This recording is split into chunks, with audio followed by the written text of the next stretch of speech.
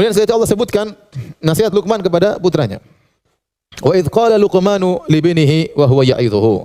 Tatkala Luqman berkata kepada putranya dan dia menasihatinya. Mau'izah yaitu nasihat disertai dengan takhwif. Namanya mau'izah. Ya, memberi masukan disertai dengan peringatan. Ya.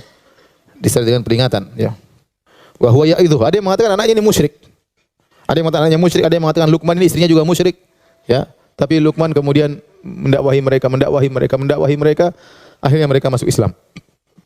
Wa huwa ya'idhuhu, dan Luqman menasihati putranya, ya bunayya la tusyrik billah. Wahai putraku, la tusyrik billah, jangan kau berbuat kesyirikan.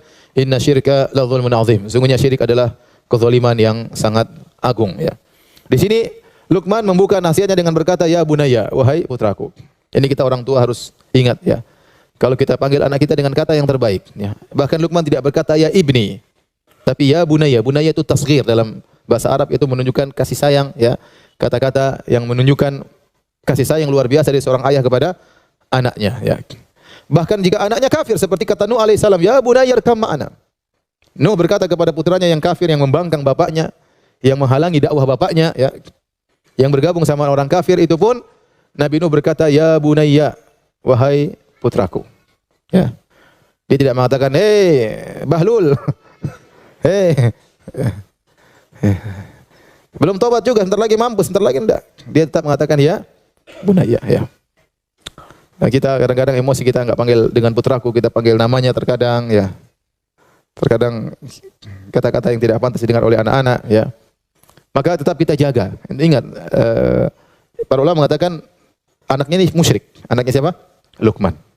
Ya, sama seperti Nuh berkata kepada putranya, ya bunayya, wahai putraku, wahai ananda, ya. Ya. Wahai buah hatiku, ya, seperti itulah. Bagaimana kalau anak kita tidak musyrik? Hanya sekedar suka main game online. Ini tidak syirik tapi menjengkelkan. Kita panggil baik, ngobrol baik-baik sama dia, putraku ini gini. Kamu mau besar gimana? Main game terus kerjanya, ya. Yang nonton YouTube yang dinonton kayak begini, ya. Memang baik-baik, ya. Tapi intinya anak-anak harus sadar bahwasanya kita nasihati karena sayang. Kita khawatir tentang masa depannya. Ya, bukan untuk kita sudah jadi orang, ya. Anak-anak belum tahu bagaimana mereka di kemudian hari. Maka kita ingatkan bahwasanya kita nasihat ini demi engkau di masa depan, ya. Bahwasanya kita sayang sama dia. Maka gunakan kata-kata yang menunjukkan kita sayang kepadanya. Ya bunayya, wahai putraku, ya. Wa huwa ya'idhuhu, dan Luqman terus menasihati anaknya sampai dia pun masuk Islam. Ya bunayya la tusyrik billah, wahai putraku jangan kau berbuat syirik kepada Allah. Ini nasihat yang paling utama. Ya, menanamkan tauhid kepada anak-anak kita, ya. Ini yang lebih utama daripada yang lainnya, tauhid, ya. Bahwasanya Allah harus diagungkan. Meminta hanya kepada Allah, bertawakal kepada Allah, serahkan urusanmu kepada Allah. Sering kita bilang gitu, ya nak, berdoa sama Allah, nak. Serahkan urusanmu kepada Allah. Ya, semuanya mudah kalau Allah berkehendak. Kau minta kepada Allah. Sering kita gantungkan urusan mereka dengan siapa? Dengan Allah. Dia bilang tenang, nanti bapak yang urus. Tenang. Tenang. Bapak tinggal telepon selesai misalnya. Tenang, Abi jenderal, jangan khawatir. Bapakmu jenderal, nak, jangan khawatir. Ya. Jadi kita akhirnya melupakan dia kepada Allah. Kita membuat dia bertawakal kepada kita. Dan itu kurang bagus.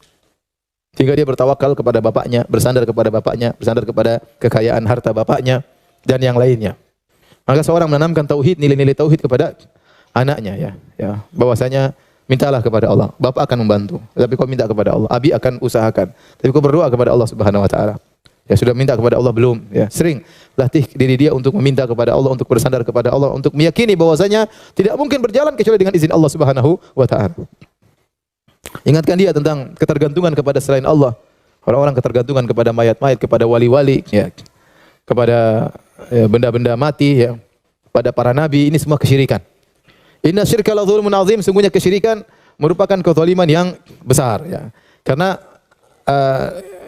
adil dalam bahasa Arab, al-adil adalah wad'u syai' fi mawdhihi. Keadilan dalam bahasa Arab maknanya meletakkan sesuatu pada tempatnya. Adapun kesyirikan lawan dari adil zalim. Lawan daripada adil zalim. Adil meletakkan sesuatu pada tempatnya, syirik atau zalim meletakkan sesuatu tidak pada tempatnya. Dan kezaliman yang paling zalim syirik. Kenapa? Karena sangat tidak pada tempatnya. Yang menciptakan alam semesta Allah Subhanahu wa taala, yang menciptakan kamu Allah Subhanahu wa taala, yang menyediakan sarana dan prasarana Allah, memberikan rizki, berikan kau nafas setiap hari. Bumi yang kau pijak milik Allah, udara yang kau hirup milik Allah Subhanahu wa taala. Allah membuat engkau membuka matamu setiap hari untuk bisa melihat. Ya, kemudian kau berminta kepada makhluk semisalmu. Atau lebih parah darimu, mayat-mayat yang sudah tidak bisa bergerak. Ya. Atau minta kepada pohon, kepada batu. Maka ini adalah sangat tidak pada tempatnya. Maka disebut dengan kezaliman yang parah. Ya. Maka disebut zulmun azim, kezaliman yang sangat besar. Kenapa? Karena sangat tidak pada tempatnya syirik itu. Ya. Dan tauhid adalah adalul adil, keadilan yang paling adil. Meletakkan sesuatu pada tempatnya. Nah, karena Tuhan Allah yang menciptakan kita, yang memudahkan segalanya, harusnya yang kita ibadahi hanyalah Allah Subhanahu wa taala.